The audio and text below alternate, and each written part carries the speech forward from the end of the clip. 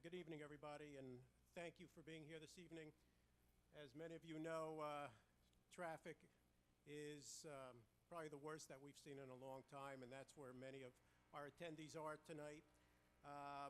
We hope they'll be here, but we just want them to be safe. And of course, you know, Murphy's Law, there wasn't only one accident, there must have been 2 or 3 accidents, and this is what we're dealing with tonight. But for those of you that are here, we thank you very much. For those of you that don't know me, my name is Les Wexler from the Rockaway Township Substance Abuse Alliance. And on behalf of the Rockaway Township Substance Abuse Alliance, the Morris County Prosecutor's Office, Daytop, New Jersey, Christchurch, and everyone else involved in putting this evening together, we thank you for taking the time to be with us tonight. Before I move forward, I just want to say a couple things about one of our speakers who's not here tonight. We actually have a couple that are on their way, but one that we know is not coming. And I'd be remiss if I didn't say anything. He's been a good friend of our alliance for many, many years. His name is Tim Bassett. Tim, for those of you that follow basketball, won a championship with the Nets before they were the Brooklyn Nets, before they were the New Jersey Nets. He was with the New York Nets. Not only was he a player on the team, he was the captain, and also they won a world championship. I got some sad news from him earlier this afternoon that he's battling a very serious medical issue. He's going to have exploratory surgery next week, and our hearts and prayers go out to him because he's dealing with something very serious at this point.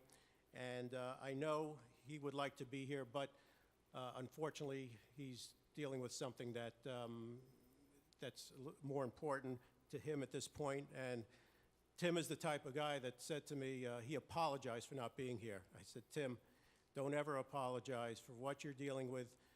You take care of yourself first. And we happen to be in a place tonight where I think a lot of prayers will hopefully go a long way. So he sends his best to everybody, but just please keep Tim in your thoughts and prayers going forward. Tonight, of course, we're here because we're talking about this heroin epidemic that has taken over our towns, our states, and our country. You're going to hear from speakers tonight that bring a different perspective to this problem. Just about everyone here tonight has either been personally affected by this disease or knows someone who has. And we are in this fight together. When it comes to dealing with this, we are all one family, and let us not forget that.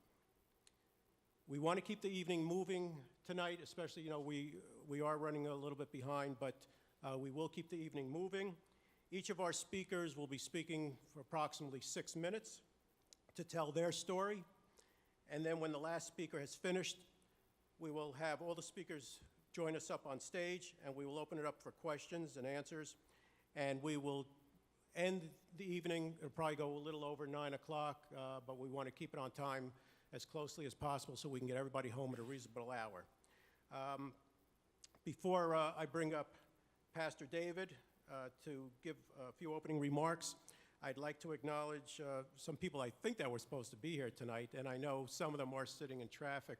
I know we're fortunate enough to have the mayor of Rockaway Township joining us, who's been very supportive, and that's Mayor Mike Datchison. Mike, thank you very much for being here. I think we were supposed to have the mayor of Sparta, Christine Quinn. Is she here tonight? Okay. Who knows? She could be sitting in the same traffic. So there are probably people that I wanted to introduce that are not here, so we're going to forego that. I know we have people from law enforcement here tonight. We have people from education. We have people from healthcare. And we just have people who are dealing with everyday issues. I hope and pray that you're going to get something out of this evening. And after we're done with questions and answers, once we have adjourned, if you want to talk to some of the speakers and they want to stay for a few more minutes, we would, I'm sure they wouldn't mind answering some questions for you. And now, ladies and gentlemen, it is my pleasure to introduce our host for this evening and the lead pastor here at Christ Church, Pastor David Ireland.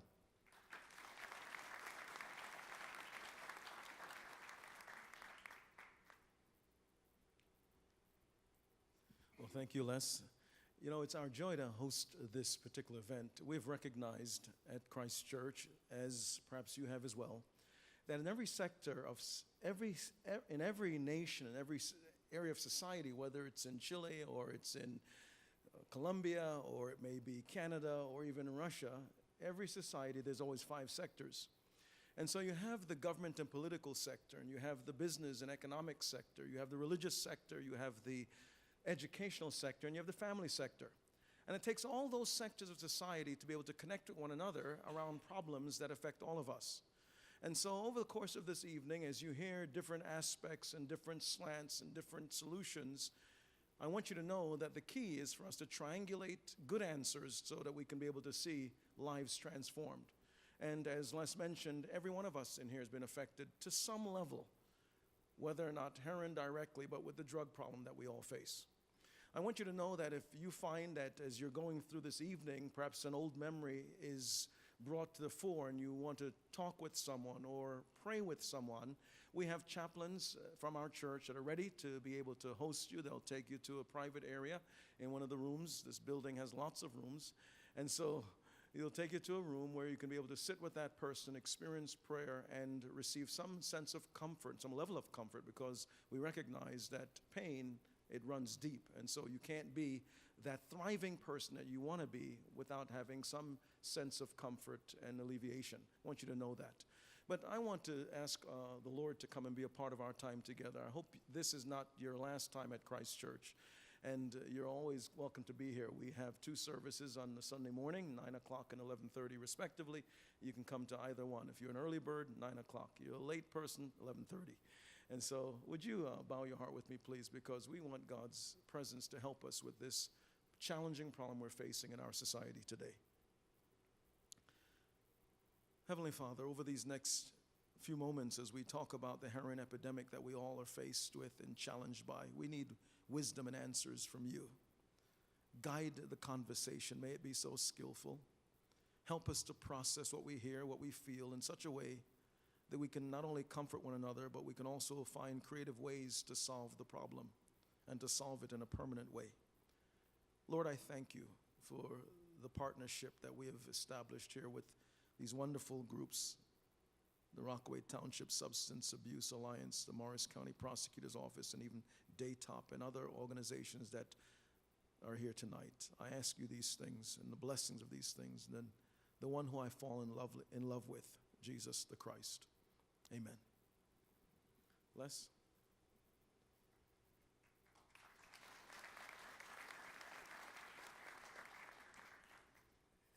let me just acknowledge one more person that's here. You know, unless you have the support of your local police department, it makes it very hard to put a successful program together. And we've been very fortunate in Rockaway Township, whether it was the mayors or the police, to get the support that we've always needed, and we're very thankful for that. And again, we are thankful to have, as our police chief, someone who's been there before he was the police chief, before he was captain or lieutenant, when he was just a police officer, and we're very thankful, and now he is our police chief, and I want to thank him for everything he's done for us, and that's Marty McParland. Marty, thank you very, very much.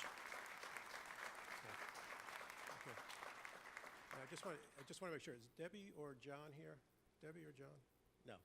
They are sitting in traffic also. I think all of Morris County is sitting in traffic tonight. Okay, so we're going to start with our first speaker. Ladies and gentlemen, it is my pleasure to introduce to you the Morris County Prosecutor, Mr. Fred Knapp.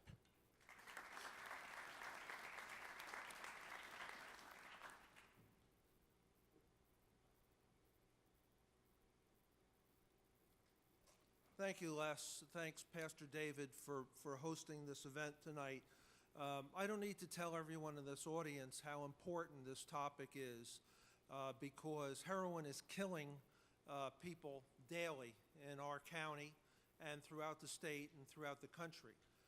When I first started as Morris County Prosecutor a little over 3 years ago, I received notifications on a daily basis of heroin overdoses, any type of overdose, and it was shocking. It was absolutely shocking to me, the number of fatal overdoses that we have. It's approximately 1 per week in Morris County, which has somewhat leveled off. But I directed my staff to give me a binder so I have the names of every person in this county over the last 3 years since I started as county prosecutor, so we can try to stem the tide here. Many of you ask, well, what can I do? How can I help deal with this problem? There are several things that people can do to address the problem. First, understand it's not just heroin, it's all opiates. Any type of prescription medication you may have that's left over from an injury or an illness, there's a proper way to dispose of that. This weekend, coincidentally, is Operation Take Back. Many municipalities throughout Morris County, through their police departments, have drop boxes. And I know the sheriff's office and my office are very much involved in this. You bring your unused meds that you no longer need to the location, and it will be disposed of properly by the Morris County Sheriff's Office. They'll be incinerated. That's why they're not in circulation. What will happen is, you know, mom, dad, grandma, grandpa will keep the meds in the house unused, and they're taken. And they're used by children, they're used by young people, young adults, and these are highly, highly addictive substances. They may be properly prescribed by a medical physician and unfortunately fall into the wrong hands. So that's one thing you can do. Another thing is attend programs like this so you can learn of the problem, learn what to do, learn how to identify. You know, we have some wonderful speakers here tonight from Daytop who have experienced this firsthand, who can tell you what they've gone through, how they've battled addiction. Number 3, we have to deal with addiction as an illness. Criminalizing people who are using illegal drugs or prescription drugs is not the answer. The answer is to stem the tide with the for-profit dealers. And my Chief Assistant, Brad Seabury, who will be the next speaker, will address that in part. But also the people who are addicted, the people who are in need of help, don't need this added stigma of addiction against them. We need to help them as we would help anyone with a serious illness. So if you have someone in your family, you have someone who's a friend, a neighbor, the key is to get them help. Get them help before it's too late. This is something that is near and dear to the hearts of everybody in my office who struggles with this problem, and it affects every unit within our office. So I would urge you to take those 3 things into mind and to work hard and to on a local level, deal with it any way you can Those are the three areas I would describe. At this point, I'd like to introduce Chief Assistant Brad Seabury, who heads up our Special Operations Division, and Brad will address you at this point. Thank you.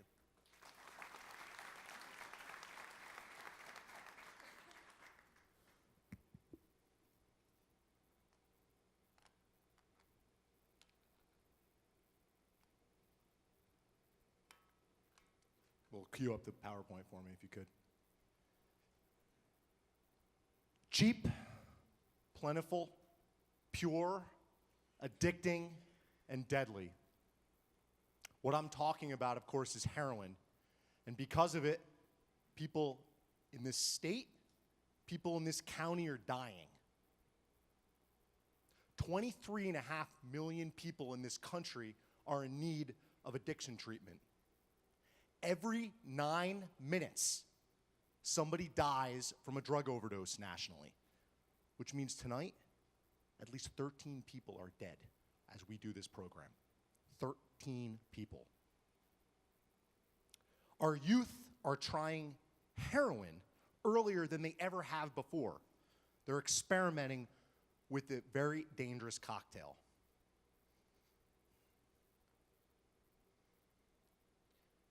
It's in this room. I give this presentation, I'm sometimes with maybe 20 members of our business group, and I say it's in this room, and I say it confidently. It's in this room because someone might be dealing with addiction themselves, a family member, or you're a victim of crime. You're a victim of a burglary or a theft as an addict is trying to get their next high, to get their money to get their next high. So it's most definitely in this room. Just read what's up on the screen and absorb it. And I start with this because we know the opiate epidemic starts with prescription opiates. It's plentiful. It's out there. We as a society are demanding this from our doctors, from our pharmacists. Pharmaceuticals or prescription opiates are every bit as powerful as heroin. I sometimes ask the audience, what's more dangerous, heroin or prescription opiates? Typically, the audience thinks heroin. Makes sense, right? But more people in this nation die from prescription opiates. Oxycontin, Vicodin, the very drugs that are probably in your medicine cabinet, and we're going to talk about that later. If you're in your medicine cabinet from maybe an oral surgery or something that you had, we're going to talk about what you need to do with that. We move on to heroin because that's what an addict does. They move from pharmaceuticals right into the heroin because they can't afford it. I can tell you in Morris County right now, you can buy a fold of heroin for $4. $4. I did this presentation a year ago and I was telling people $6 or $7. I can confidently tell you $4 now. And every time someone uses a fold of heroin, they don't know if they will be there because it's a poisonous cocktail. It's a killer. It's surpassed motor vehicle deaths. We're seeing heroin mixed with other dangerous opiates like fentanyl and these poisonous cocktails where people use them, and that's it. I want to give you some statistics about New Jersey, and I want to give you some statistics about Morris County, because sometimes people think we're in a little bubble here in Morris County, that we don't experience heroin and opiate addiction and death. So New Jersey has a great video to give you the state perspective.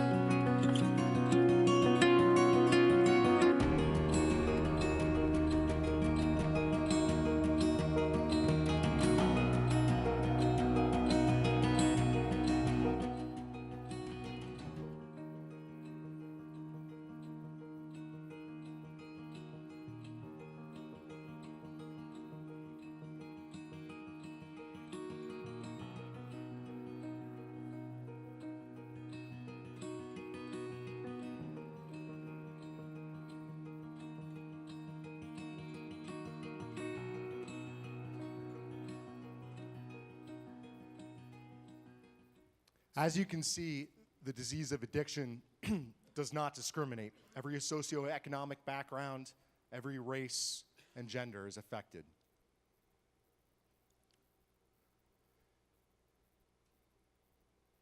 The statistics in Morris County are also overwhelming. We had, just this last year, 491 arrests or criminal cases related to opiates. Now, what I'm talking about here is just heroin and pill cases. I'm not even talking about the burglaries and robberies and all the other violent crime that's connected to it. I'm just talking about opiates, and that's almost a quarter of our caseload. And you can see 61% of those arrested in Morris County live in Morris County. So this isn't a transient problem. This isn't people moving through our state. 43 victims, 43 overdoses in 2015. That's 43 brothers and sisters. That's 43 daughters and sons. That's 43 fathers and mothers. Because the age range, as you see, 18 to 63, it's broad. Now, I say this in Morris County when we typically have maybe 1 or 2 murders, homicides a year. Could you imagine if we had 43 people being shot or stabbed on our streets in Morris County? That's a map that you'll see, and that's 63%. People, you can kind of see that statistic now visually. Narcan, a program that the prosecutor put in place a little after coming into office because, as he mentioned, he was seeing these dispatches for deaths. And what it did was get in the frontline patrol car an antidote to reverse an overdose. What Narcan does very quickly is it acts as an opiate blocker in the brain to separate the opiate from the receptors in the brain. And it brings someone back. It gives somebody a second chance. It doesn't save them. We know that because what recovery and various people are going to be speaking later about what their expertise are. That's saving somebody. We had a total of 50 deployments, 44 saves, or 44 second chances. 44 second chances. This is by police officers. This isn't by EMS. That's a separate statistics. This is police officers that were able to do that, and that's just graphically, you're able to see it. Could you imagine if those 44 people had also died, added to the 43? What are we doing? Law enforcement is approaching this much differently than we used to. We know handcuffs aren't going to solve this. We know we can't arrest our way out of the problem. So criminal justice recognizes this as a disease, recognizes that programs and drug court and really attacking this problem from a different perspective is the way to solve it. We know it's going to take a multifaceted approach. Prescription monitoring program, ID, going after the prescription opiates, tracking the doctors, tracking the people that are going around to deal. The ROC, our Regional Operations Intelligence Center from the State Police, us sharing intelligence. So when there's an overdose in Ocean County, I know about it in Morris County so we can respond to it. Our Narcan program, which I mentioned, and we will continue to go after for-profit drug dealers. A for-profit drug dealer that's preying on the addicted will be treated separately from the addict who needs treatment. That for-profit drug dealer is going to get prosecuted and they're going to go to state prison. The addict needs drug court and needs other rehabilitative programs. Dropbox program, this is my one thing. Go home tonight, get your old medication, and take it down to one of our many drop boxes located in the county. We have the most in the state. We'll continue to do highway interdiction and kind of grab it as it's moving through Morris County. We'll use our death prosecution, strict liability, and go after that drug dealer for killing someone when they deal with poisonous heroin. We'll take after the profits with our forfeiture laws. And finally, we will continue to do these types of programs because we really want to empower the community to go out and do something. And that's what I really would hope tonight that everyone goes. They take some nugget of information and they go out and they try to make a difference because we're only going to be able to attack this epidemic and make these numbers go down by everybody becoming involved. So I now will turn it over to Dr. Greg McCann.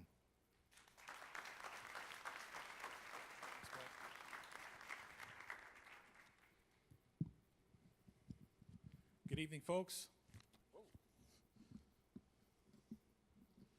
Let's see. I should know how to do this. I used to work AV at County College of Morris. Tells you how old I am. I represent the school district of Rockaway Township. Several of our board members are here this evening, my assistant superintendent as well. I want to thank Les Wexler for inviting me and his group, as well as Pastor David at Christ Church for hosting us. My family and I have lived out in Warren County for about 20 years, and in the time we've been out in Warren County, the Route 78 corridor has opened up an unfortunate wealth of drugs going from Newark to Easton, Pennsylvania, which is right near where I live. My wife and I have read and heard about this growing problem, and as the gentlemen have already mentioned, it's not only Morris County, it's Warren County where I am, it's around the state of New Jersey, and it's tragically in too many places. My oldest son, who's 23, graduated from Phillipsburg High School a few years ago, and recently we read about a young girl from his graduating class who died, and when we mentioned it to him, he said, "Yeah, I heard that," and she died of a heroin overdose. And we were floored because this was the closest we had ever been to that kind of an issue or tragedy. As I was preparing my remarks for this evening, I wondered what good can come from this tragedy, and I wondered where's the hope when we meet so many people who struggle, and so many people who not only struggle personally, but are struggling with family members and close ones. And as I was thinking about this evening and thought about Les and his group and the work that they're doing, and thought about meeting the folks from Daytop and the gentleman from the prosecutor's office, and knowing that there are so many people working together to try to address this issue, I also thought how apropos that we're meeting in a church tonight. Because churches, temples, synagogues, houses of worship have provided avenues of hope for hundreds and hundreds of years in our country. And that's really what came to my mind this evening is the hope that these folks are bringing tonight, and the hope that Les and the Rockaway Township Substance Abuse Alliance is providing to us in Rockaway Township schools. As the superintendent in Rockaway Township, I'm particularly proud to be part of a group of teachers and staff, and the work they do on a daily basis to touch young lives. They build relationships that we know go beyond the walls of our schools, and they build those relationships in order to help children, help young people make choices that'll be lifelong lasting. And Les and his group have put together, Les and Lil Wexler and Todd Silverman, Lisa, Michelle, the Substance Abuse Alliance members. They not only provide the support that you're seeing tonight, but they've been since 1998 providing a program in Rockaway Township Schools called Project Positive Choice. And they bring hope and support, encouragement, and real-life education to our students at Copeland Middle School. And to borrow from their mission statement, this program is designed to inform, prepare, and educate middle school students about the devastating effects of alcohol, tobacco, and substance abuse. This program has touched thousands of lives in Rockaway Township, and the work they do speaks to that impact of community partnering and shouldering together to touch young lives. We know that too many of communities in our country are facing this threat of heroin addiction, abuse, and deaths.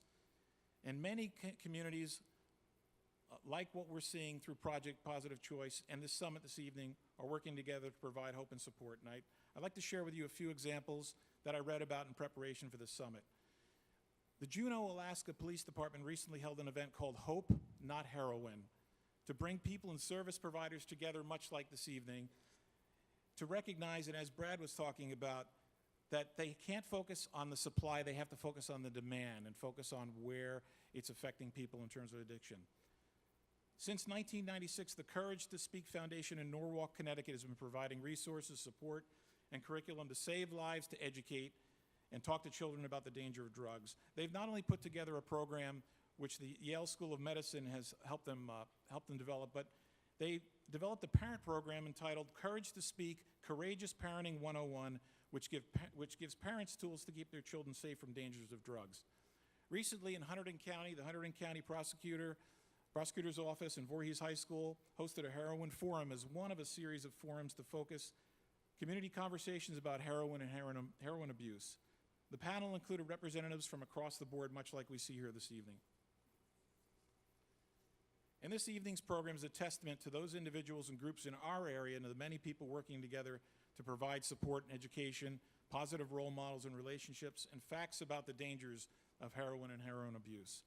The Rockaway Township Substance Abuse Alliance, Daytop, New Jersey, Morris County Prosecutor's Office, Mayor Datchus and the folks here in Rockaway Township Police Department, Christ Church, and those speakers who are going to be sharing firsthand experiences are all offering hope. Hope that in this life there are many who care and many who want to see lives built up and restored, not destroyed by the menace that is heroin and opioids. Please take the time this evening to find out more about these programs and organizations. This has become a problem facing all of us in our area, along with our neighbors in Hunterdon County, Norwalk, Connecticut, and Juneau, Alaska. It's all our responsibilities, and we really do need to partner and shoulder together. We appreciate your participation and time this evening and hope that you find a rich reward for taking the time out to be part of this. Thank you very much. This time, I'm glad to introduce my brother, Mr. Charles Bracey.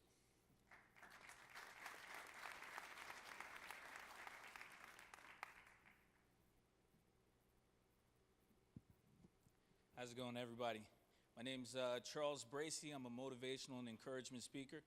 I work with the RTSA program, Project Pride, and I'm here at Christ Church tonight to kind of share my story with you and hopefully share some ideas and possibilities to help fix this problem that's going on in these communities.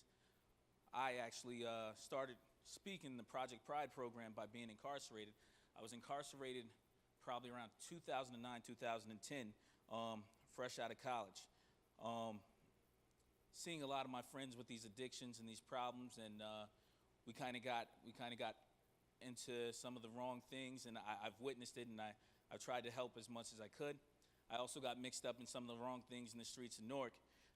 Leaving college, going to hang out with some of my friends, a lot of us were just looking for some other opportunities to find some love and to find ourselves.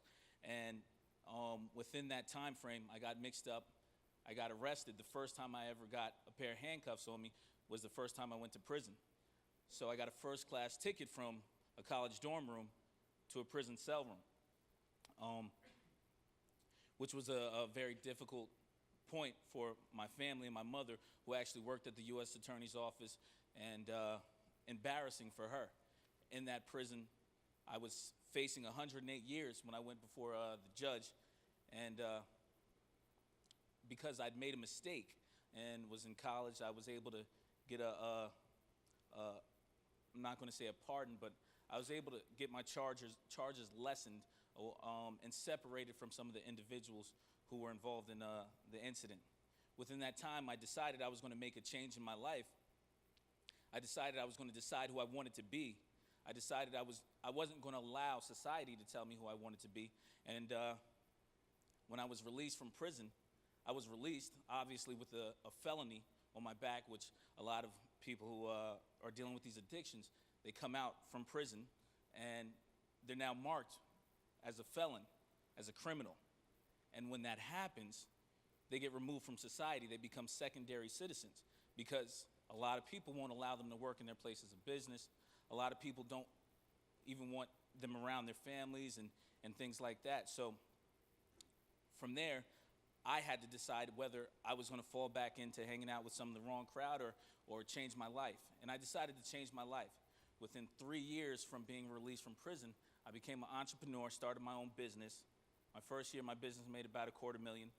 The second year, my business made about $1 million. The third year, my business made over $1 million. That's not pocket revenue, that's my business, so you understand.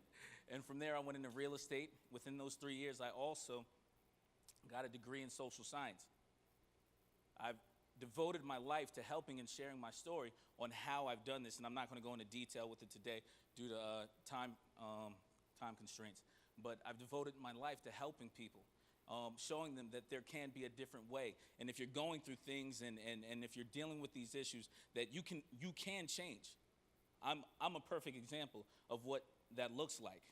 I go to the schools, and I've done so in Rockaway as well, to actually stop some kids from making some bad decisions when they're introduced with some of these issues. If we can stop them early, then they can have a different outcome when they get older. Basically, from there, now, if I work with RTSA, Brace for Life, Project Pride, NJDOC, and go out with people who are incarcerated to speak at, actually one of the places that I spoke at originally while I was locked up was Daytop.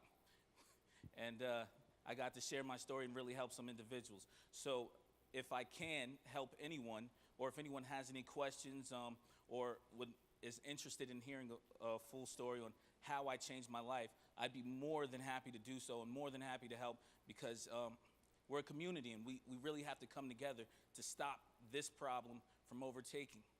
And from that, I'm going to go on to the next. Thank you.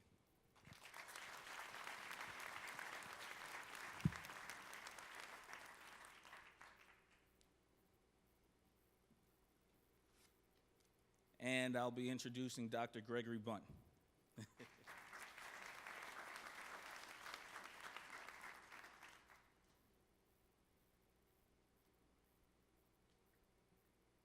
Thank you for that introduction and those inspirational words. Appreciate it very much. So, a little bit shorter on the microphone. I have to adjust it. So, I'm Gregory Bunt, the current president of the International Society of Addiction Medicine. Yeah, please, thank you. Oh, okay. I do want to thank Dr. McGann, Mr. Knapp, all of the distinguished members of the panel, my fellow colleagues, and concerned community members in Morris County for allowing me to speak at this conference and summit about the most important and gravest of public crises facing our nation today. You got it? Okay, thank you.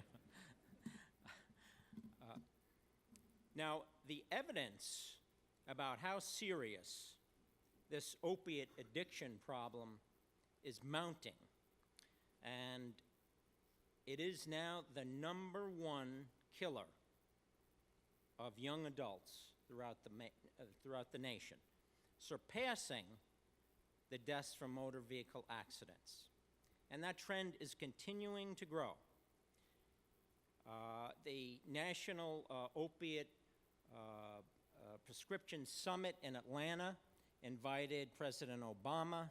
He addressed the speakers in the nation about the serious opiate addiction crisis and the death toll, which is now increasing to almost 40,000 people a year and growing. At the United Nations, this past week, they had a special general session for the UN addressing the problem of drug addiction throughout the globe, recognizing that it is emerging as the #1 public health problem. Polls in New Hampshire this year about priorities identified that the opiate and heroin epidemic was the #1 priority in New Hampshire. Not the #1 public health priority, the #1 priority in relation to all other priorities, including economic and security. The governor of Vermont, who was invited to our ASAM conference in Baltimore, had spoken also about that #1 problem in Vermont, and he dedicated his entire State of the State speech last year to the heroin epidemic. And he emphasized that unless we have a response, a strategy to this opiate epidemic, it will continue to grow and cost the lives and suffering of the communities. Now, No one knows the devastating consequences of addiction more than the individuals and families and communities that have been so profoundly affected. And that's why you're here today, and that's why it's so important. Those of you who may have lost a loved one, afraid of losing a loved one, or are aware of the medical, psychological, emotional, financial, and spiritual impact on those communities and individuals. Those who are on the forefront struggling with the unspeakable pain and destruction of this epidemic. Law enforcement officials, first responders, treatment providers. And this addiction is bound to worsen because as we have advancements in technology in this electronic age, there are many advantages, but it also brings with it increasing threats. Dangerous people, dangerous places, and dangerous things like opiates and heroin.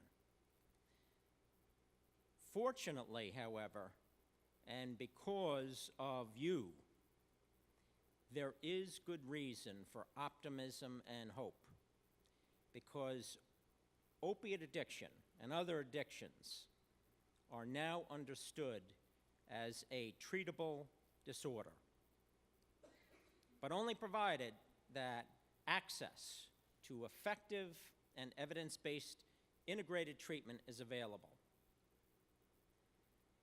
And there are many people who have recovered and lead full lives. We just heard one role model, but there are so many who have recovered from addiction. And you have dedicated treatment providers throughout the state. We have our representatives from Daytop. There's Integrity. There's so many that have programs that people recover from and are role models in the recovery network and community. Now, in recent years, addiction has been redefined. It's been redefined by ASAM, the American Society of Addiction Medicine, that I'm actively involved with. And this is an important breakthrough. It's been redefined as a biopsychosocial spiritual disorder. I'll say that again, biopsychosocial spiritual disorder.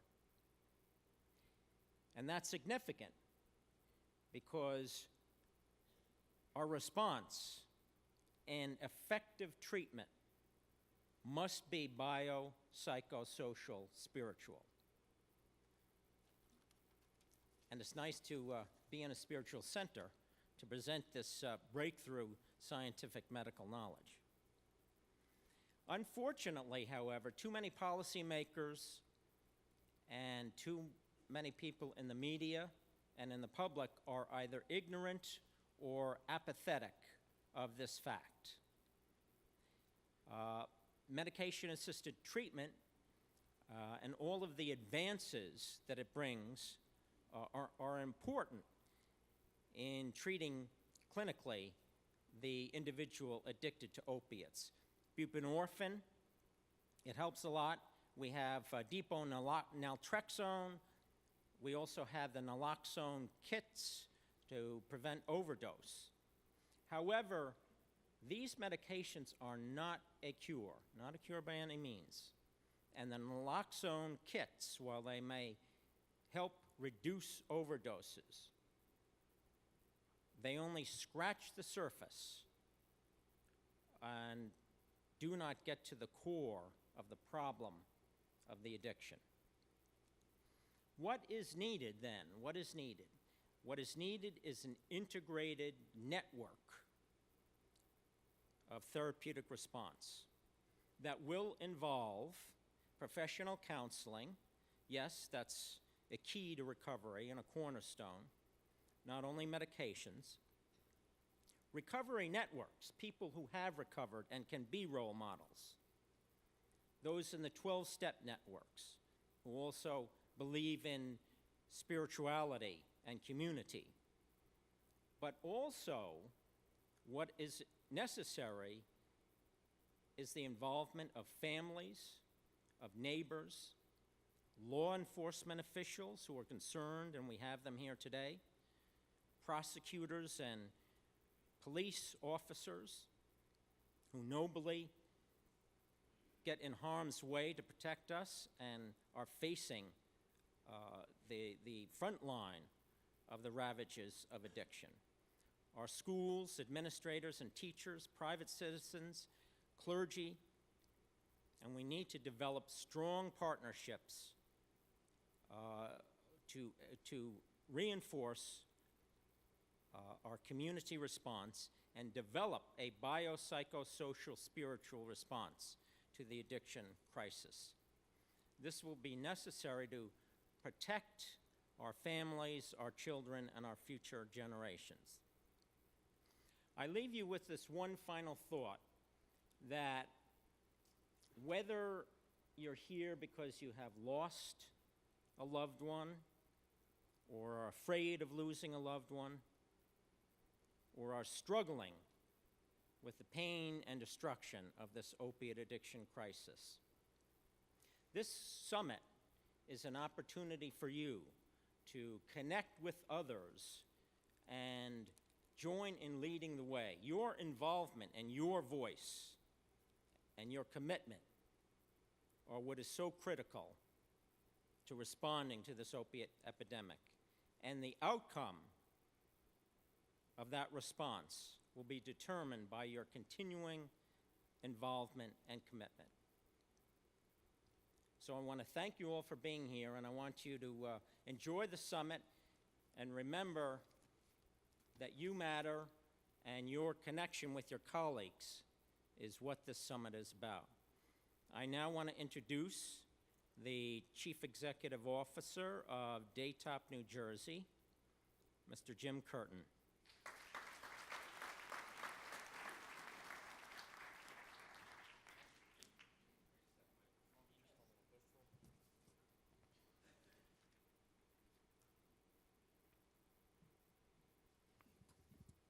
Uh-oh. We might require technical assistance, unless you can hear me, right? I've been told I have a big mouth sometimes, so I'm hoping everybody can hear me. Thanks, Greg, and thank you to our other speakers. I'm here to represent the treatment community. Okay, technical assistance on the way, just a little. Daytop operates 2 centers in Morris County, an adolescent residential co-ed program in Mendham, along with special education high school for students with behavioral health issues, behavioral disorders. And we operate an outpatient program in Parsippany for young people, both adolescents and adults. We also operate 4 other treatment programs across the state of New Jersey, serving approximately 600 people. But I can tell you, for the last year, and probably closer to 18 months, my staff's serving and working with adults in a staggering fashion report practically 100% of those presenting for treatment, those adults presenting for treatment, present with a primary drug of choice of an opiate. As Brad and Dr. Bunt talked about, in many cases, high school athletes with injuries that were prescribed medication, that maybe were overprescribed medication, working people with injuries, legitimate injuries, that medication, opiate-based medication developed to manage pain became an addiction. And very often in the most tragic cases, quickly and rapidly graduated to a heroin addiction. At such time, life, for not just the identified patient, but life for everybody in the family, in the extended family, begins to get ugly, begins to get terribly painful.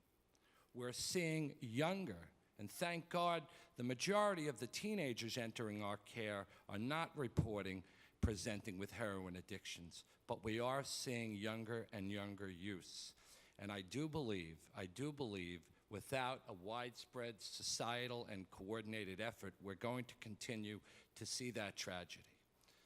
So just about everybody presenting, every adult presenting for care is coming to us with this problem. It's tragic. It's tragic. However, there is optimism. Treatment does work, and people do recover. Now, I need to step back and say, to underscore what Dr. Bunt pointed out, today in our field, we have research. We have bodies of research that tells us that opioid addiction is a disease of the brain. We have evidence. We know what works through now decades of evidence. However, there still lies a major problem, and that's access to treatment. People getting help.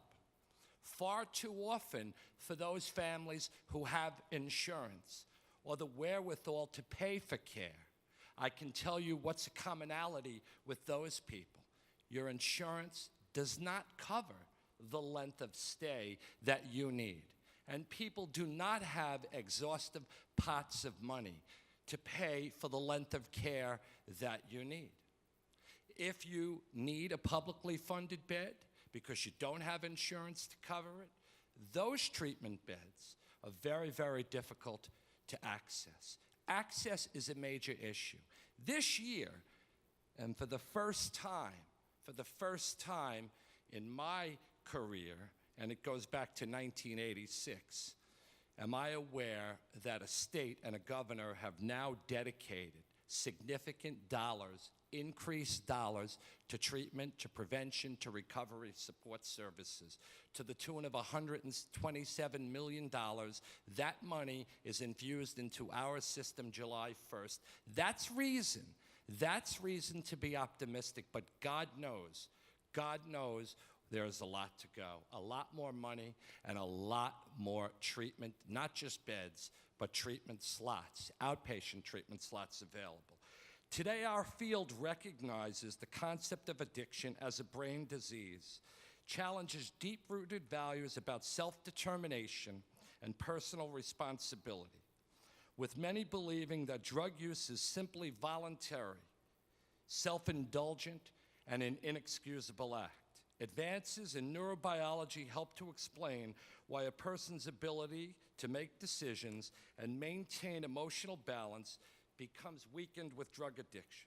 The science also shows that addiction is a disease that emerges gradually and is most susceptible during adolescence, a time when the brain is especially sensitive to the effects of drugs. Leading researchers like McClellan and Volkov from TRI and NDRI describe 3 stages of addiction: binge and intoxication, withdrawal and negative effect, preoccupation and anticipation. We commonly call that, and what you may have witnessed with a loved one or somebody you've worked with, craving, terrible craving, because the brain and the body is calling for that opiate to be reintroduced into the system. Let me just pause for a minute and read to you a quote from Mike M., an anonymous person, now in recovery, thank God. Mike wrote, "A lot of times family members just think that there's a say-no type approach, that if you're not going to get high, end of story, it should all be better. Let's go back to the life we all knew. They fail to understand that sometimes we quit being the family member that loved ones thought we were. We become somebody else." Medication-assisted treatment is one way to help those with an opioid addiction. It's one way to help them recover their lives. There are 3 equally important ingredients to that. As Dr. Bunt mentioned, counseling. We know what evidence behind an effective approach is today. We know that there are evidence-based approaches to counseling. Support from family and friends, and the medication itself to help counter this brain disease. Opiates are a powerful drug. They're drugs that slow down the actions of the body, such as breathing and heartbeat, opiates also affect the brain to increase pleasant feelings. Addiction is a disease that results when the opioid has made changes in the brain. Some people are at a higher risk of addiction because of their genes and/or a life situation, a stressful life situation. We know today that those presenting for treatment for an addiction, the vast majority of them have suffered some form of trauma in our lives and in their lives. Think about it. When you think about death, divorce, serious financial situations, they're all traumatic. Trauma is a main ingredient in addiction. That's why today we know that our treatment approach has got to be what we call trauma-informed. Most people cannot just walk away from addiction. They need help to change addictive behavior. They need help to turn that addictive behavior into productive behavior. Now, having had the privilege of working with thousands of people over the last 30 years, I can tell you this from firsthand experience. When you can work with somebody who is addicted and get all that negative energy to change into a positive focus, it is miraculous. It is a miraculous, miraculous experience to see people achieve, rapidly achieve, when they're no longer suffering from active addiction. If a person is addicted, medication allows him or her again to regain a normal state of mind, free of drug-induced highs and lows. It frees the person from thinking all the time about the drug. It can reduce problems of withdrawal and craving. These changes can give the person the chance to focus on the lifestyle changes that lead back to healthy life. Counseling. Counseling helps people while their medication allows the brain to be somewhat returned to a normal state. Counseling allows people to work through issues, to talk about feelings, to learn to change behavior. It's very often a cognitive approach. In group counseling, people learn to connect with others in treatment and make new friends who don't use drugs. They can get these benefits and support from group counseling.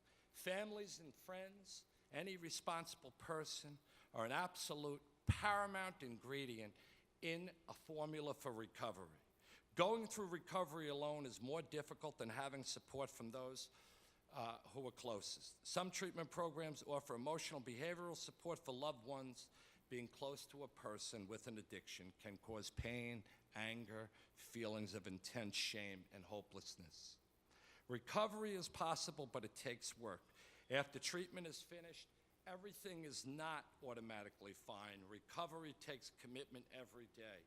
And in our field, we also know now that recovery support services following treatment, following the formal level or phase of treatment, usually by people in recovery, trained people, are an absolute necessary ingredient to an effective path to recovery. Many people in treatment will relapse one or more times before getting better and remaining drug-free. Each relapse is a setback, but it's important to note it's not a failure. People who relapse can continue with treatment and achieve full recovery. A person can prevent relapse by staying away from triggers, for example, by avoiding former friends. In AA, we call it people, places, and things. I just would like to end with a quote from another anonymous person in recovery. She said, "Recovery is work. It's a lifetime of work with the biggest payoff." Thank you very much.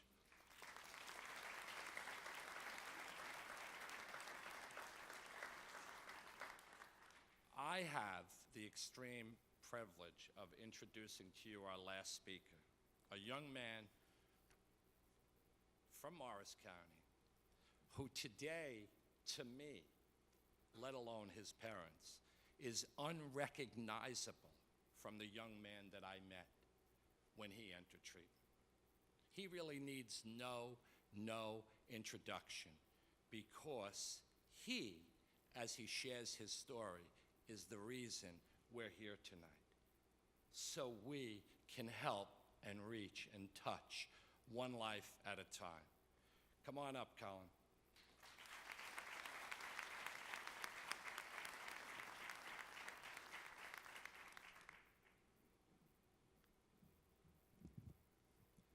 How's everybody doing tonight?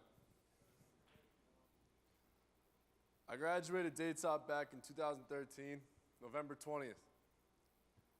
After Daytop, I started with a program and I traveled the country for the last 2.5 years.